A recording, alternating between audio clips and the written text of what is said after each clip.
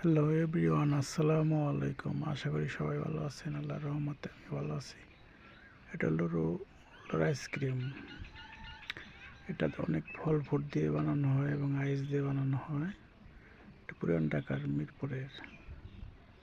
মিরপুর 10 নম্বরের। এই চ্যানেলে আমার আগের ভিডিওটা দেখছেন যে ওইটা মুড়ি মাখা, এটার পাশাপাশি এটাও একই জায়গার মিরপুর 10-এর।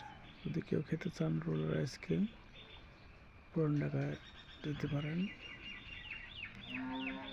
আমাদের এই জায়গায় মেলা আসছিল, তাই আমি একটু ভিডিওটা শট নিলাম। মালটা দিয়ে বানানো হচ্ছে, ফল ফুল দিয়ে বানানো হয়, ঠিক আছে।